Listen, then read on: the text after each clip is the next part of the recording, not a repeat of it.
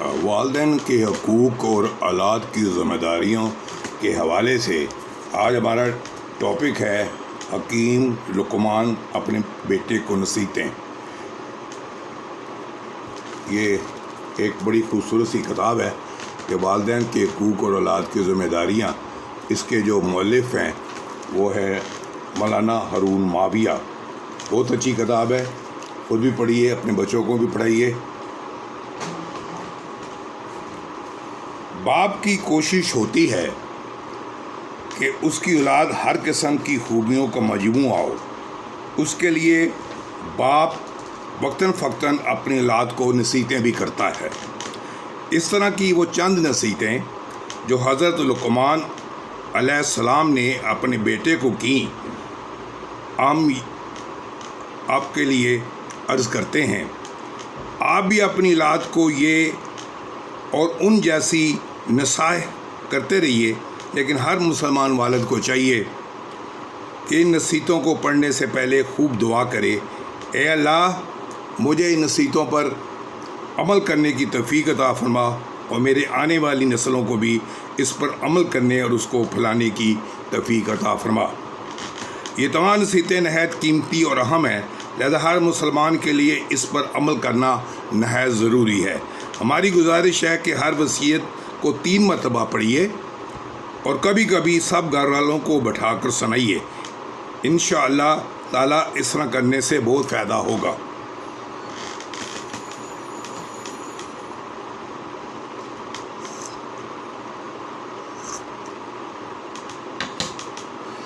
حضرت لقمان علیہ السلام مشہور حکیم ہیں۔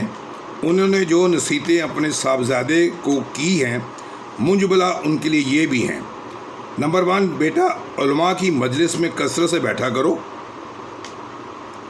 اور حکماء کی بات اہتمام سے سنا کرو۔ اللہ تعالیٰ شان حکمت کے نور سے مردہ دل کو ایسا زندہ فرماتے ہیں جیسا کہ مردہ زمین پر زوردار بارش سے زائد ہوتی ہے۔ نمبر 2، بیٹا اللہ تعالیٰ سے ایسی امید رکھو کہ اس کے عذاب سے بے خوف نہ ہو جاؤ، اور ایسا اس کے عذاب سے خوف کرو کہ اس کی رحمت سے ناامید نہ ہو جاؤ۔ صاحبزادے نے عرض کیا کہ دل تو ایک ہی ہے، اس میں خوف امید دونوں کس طرح جمع ہوں؟ انہوں نے فرمایا کہ مومن میں ایسا ہوتا ہے کہ اس کے لیے گویا 2 دل ہوتے ہیں، ایک میں پوری امیدوار، ایک میں پورا خوف۔ نمبر 3، بیٹا رب فرلی بہت کثرت سے پڑھا کرو۔ اللہ تعالیٰ شانہ کے یہاں بعض اوقات ایسے ہوتے ہیں کہ ان میں جو کچھ آدمی مانگتا ہے مل جاتا ہے۔ نمبر 4، بیٹا نیک عمل اللہ تعالیٰ شانہ کے ساتھ بغیر یقین کے نہیں ہو سکے گا۔ جس کا یقین ضعیف ہوگا اس کا عمل بھی سست ہوگا۔ نمبر 5، بیٹا جب شیطان تجھے کسی شک میں مبتلا کرے تو اس کو یقین کے ساتھ مغلوب کرو، اور جب تجھے عمل میں سستی کی طرف لے جائے تو قبر اور قیادت کی یاد سے اس پر غلبہ حاصل کرو۔ جب دنیا میں رغبت یا خوف کے راستے سے وہ تیرے پاس آئیں تو اس سے کہہ دے کہ دنیا ہر حال میں چھوٹنے والی ہے۔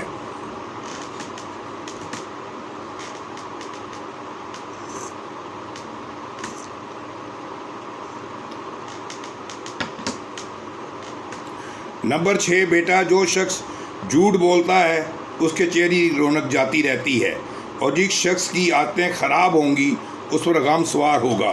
پہاڑ کا ایک جگہ سے دوسری جگہ منتقل کرنا اہم کو کے سمجھانے سے زیادہ آسان ہے۔ نمبر 7، بیٹا جھوٹ سے اپنے کو بہت محفوظ رکھو۔ جھوٹ بولنا چڑیا کے گوشت کی طرح لذیذ تو معلوم ہوتا ہے، لیکن یہی جھوٹ بہت جلد جھوٹ بولنے والے شخص کے ساتھ دشمنی کا ذریعہ بن جاتا ہے۔ نمبر 8، بیٹا جنازے میں اہتمام سے شرکت کیا کرو اور تقریبات میں شرکت سے گریز کیا کرو، اس لیے کہ جنازہ آخرت کی یاد کو تازہ کرتا ہے اور شادیاں اور تقریبات دنیا کی طرف مائل کرتی ہیں۔ نمبر 9، بیٹا جب پیٹ بھرا ہوا ہو تو اس وقت نہ کھاؤ، پیٹ بھرے پر کھانے سے کتے کو ڈال دینا بہتر ہے۔ نمبر 10، بیٹا نہ تو اتنے میٹھے بنو کہ لوگ تمہیں نگل جائیں، نہ اتنے کڑوے بنو کہ لوگ تمہیں تھوک دیں۔ نمبر 11، بیٹا تم مرغے سے زیادہ عاجز نہ بنو کہ وہ تو سحر کے وقت جاگ کر اذان دینا شروع کر دیتا ہے اور تم اپنے بستر پر پڑے سوتے رہتے ہو۔ نمبر 12، بیٹا توبہ میں دیر نہ کرو کہ موت کا وقت مقرر نہیں بتفتن آ جاتی ہے۔ نمبر 13، بیٹا جاہل سے دوستی نہ کرو، ایسا نہ ہو کہ اس کی جہالت کی باتیں تمہیں اچھی معلوم ہونے لگیں، اور حکیم سے دشمنی مول نہ لو، ایسا نہ ہو کہ وہ تم سے اعراض کرنے لگے۔ نمبر 14، بیٹا اپنا کھانا متقی لوگوں کے سوا کسی کو نہ کھلاؤ، اور اپنے کاموں میں علماء سے مشورہ کر لیا کرو۔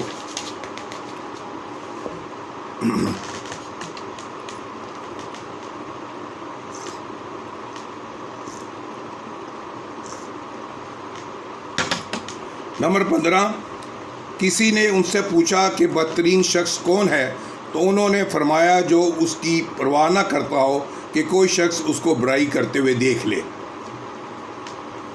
نمبر 16، بیٹا نیک لوگوں کے پاس اپنی نشست کثرت سے رکھا کرو، ان کے پاس بیٹھنے سے نیکی حاصل کر سکو گے، اور ان پر کسی وقت اللہ کی رحمت خاصا نازل ہوئی تو اس میں سے کچھ نہ کچھ تم کو ضرور ملے گا۔ اپنے آپ کو برے لوگوں کی صحبت سے دور رکھو، ان کے پاس بیٹھنے سے کسی خیر کی امید نہیں، ان پر کسی وقت عذاب ہوا تو تم کو ضرور پہنچ جائے گا۔ نمبر 17، بیٹا جس دن دنیا میں آئے ہو آخرت سے قریب ہوتے جا رہے ہو۔ نمبر 18، بیٹا قرض سے اپنے آپ کو محفوظ رکھو، یہ دن کی ذلت اور رات کا غم ہے۔ نمبر 19، بیٹا جب تم نے کوئی شخص آ کر کسی کی شکایت کرے کہ فلاں نے میری دونوں آنکھیں نکال دیں، اور واقع میں بھی ان کی دونوں آنکھیں نکل ہوئی ہوں، تو اس وقت تک ان کے متعلق رائے قائم نہ کرو جب دوسرے کی بات نہ سن لو۔ خبر ہے کہ اس نے اس سے پہلے خود پہل کی ہو اور 4 آنکھیں نکال دی ہوں۔ بہوالا قیمتی نصیحتیں۔ فقیہ ابولیس نے نقل کیا ہے کہ جب حضرت لقمان علیہ السلام کا انتقال ہونے لگا تو انہوں نے اپنے صاحبزادے سے فرمایا کہ بیٹا میں نے تم کو زندگی میں بہت سی نصیحتیں کی، اس وقت تم کو 6 نصیحت کرتا ہوں۔ نمبر 1، دنیا میں اپنے آپ کو فقط اتنا ہی مشغول رکھو جتنا اس میں رہنا ہے۔ نمبر 2، حق تعالیٰ شانہ کی طرف تمہیں جتنی احتجاج ہے اتنی اس کی عبادت کرنا۔ نمبر 3، آخرت کے لیے اس مقدار کے لیے موافق تیاری کرنا جتنی مقدار وہاں قیام کا ارادہ ہو۔ نمبر 4، جب تک تمہیں جہنم سے خلاصی کا یقین نہ ہو جائے اس وقت تک اس سے خلاصی کی کوشش کرتے رہنا۔ نمبر 5، گناہوں پر اتنی جرأت کرنا جتنا جہنم کی آگ میں جلنے کی اہمیت اور حوصلہ ہو۔ نمبر 6، جب کوئی گناہ کرنا چاہو تو ایسی جگہ تلاش کر لینا جہاں کہ تعالیٰ شانہ اس کے فرشتے نہ دیکھیں۔ بہوالا تنبیہ الغافلین۔ حضرت آدم علیہ السلام کو اپنے بیٹے کو وصیت۔ مروی ہے کہ آدم علیہ السلام نے اپنے بیٹے شیش علیہ السلام کو 5 چیزوں کی وصیت کی اور یہ بھی فرمایا کہ آئندہ نسل بھی تقید کرے۔ نمبر 1، اپنی اولاد سے کہہ دینا کہ دنیا پر کبھی مطمئن نہ ہونا، میں نے جنت پر اطمینان کیا گیا تھا مگر اللہ کو پسند نہ آیا اور مجھے وہاں سے سفر کرنا پڑا۔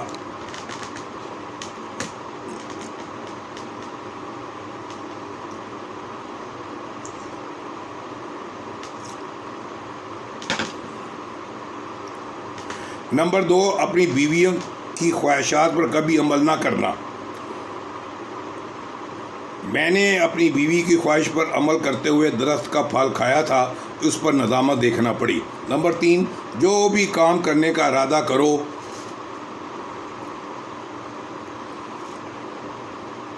پہلے اس کا انجام سوچ لو، اگر انجام سوچ لیا تو جو کچھ میں نے دیکھا وہ نہ دیکھنا پڑے گا۔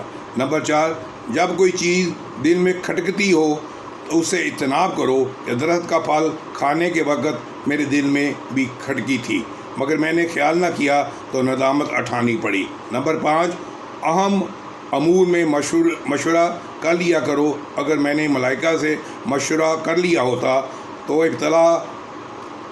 ابتلا نہ ہوتا جو بعد میں ہوا۔ بہوالا تنبیہ الغافلین۔